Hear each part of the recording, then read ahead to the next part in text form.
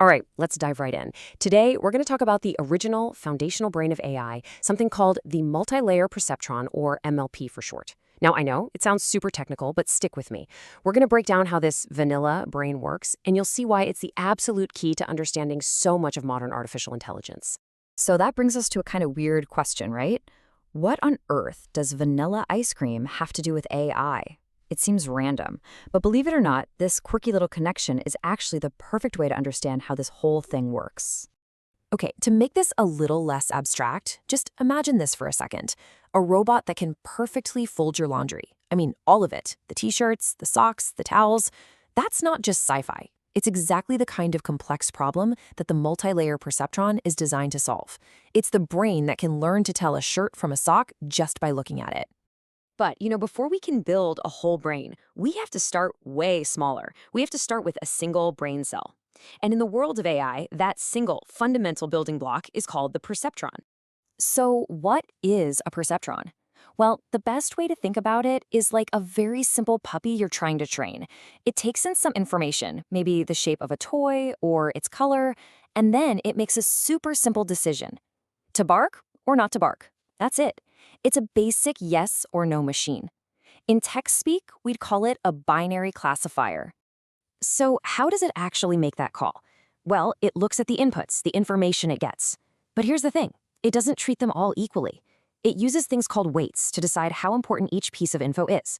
Then it adds in a bias, which is kind of like a built-in hunch, before one final rule, the activation function, makes the final call, yep or no.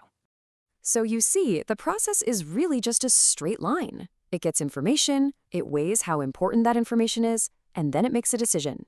It's clean, it's simple, and for some problems, it's incredibly powerful. But what about the problems it can't solve? Yeah, like any hero, the simple perceptron has a weakness, a kryptonite, if you will. And for our little decision makers, that weakness is complexity. See, a perceptron is an absolute master at what we call linearly separable problems. Just picture two groups of dots on a page. If you can draw one single straight line to perfectly separate those two groups, a perceptron can solve that puzzle, no problem.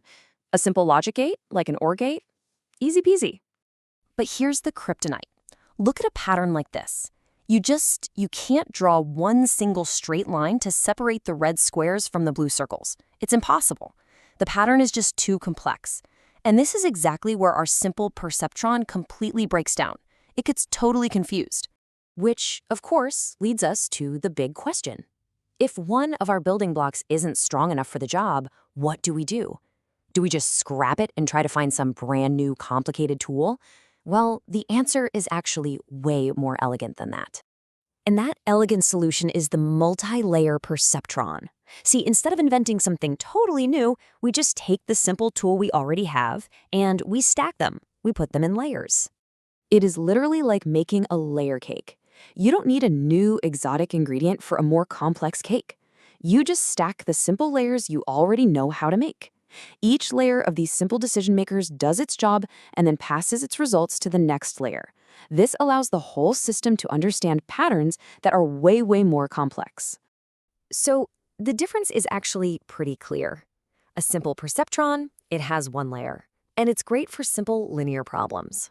A multi-layer perceptron, it has 3 or more layers, and it can tackle those messy, complex, nonlinear problems. And that right there is why we call it the vanilla network. It's that foundational, multi-layered recipe that becomes the base for all the more advanced AI models out there. So what does this layer cake actually look like? Well, first you have the input layer. That's what takes in all the raw data. At the very end, you have the output layer, which gives you the final polished answer. But the real magic, that happens in the middle, in what we call the hidden layers. These are the layers where the simple decisions get combined into much more sophisticated insights. Finding those tricky patterns, a single layer could never, ever see. Okay, so we've got this powerful, multi-layered brain. It's built, but how does it actually learn? How does it go from being just a random stack of neurons to becoming an expert at, say, folding your laundry? Well, it trains. The best way to think about it is like you're training a ninja. The network makes a guess. It takes a shot. Then it looks at the right answer to see how wrong it was. And then, this is the most important part, it sends the details of that mistake backward through the entire network to adjust its strategy, to tweak its aim for the next time. This whole process has a name: backpropagation. This whole training thing is basically a loop, kind of like a training montage in a movie. First, there's the forward pass. That's the mission, where data goes in and a prediction comes out. Second, it calculates the error. It sees its mistake. Third is the backward pass. That's the lesson, where the network adjusts itself based on that mistake. And then you just repeat that loop over and over, thousands, sometimes millions of times, until that neural ninja is an absolute master. So let's zoom out for a second and just pull all of this together.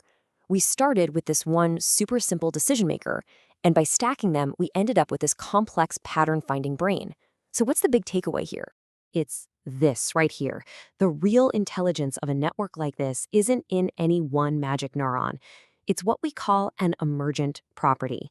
The magic happens in the collaboration, in how all these incredibly simple parts work together in layers to create something far, far more intelligent than the sum of its parts. And you know, this idea has been floating around for a while, but the real game changer was a paper published back in 1986. It was the paper that really detailed the backpropagation algorithm we just talked about, and it basically gave a rebirth to the whole field, sparking the AI revolution that we're all living through today. And all that really leaves us with one final big thought. We've seen how just by layering simple, understandable rules, we can create complex, intelligent behavior that can solve really hard problems. So, the question to leave you with is this: if this is what we can build from the vanilla building blocks, what on earth comes next? Thanks for tuning in.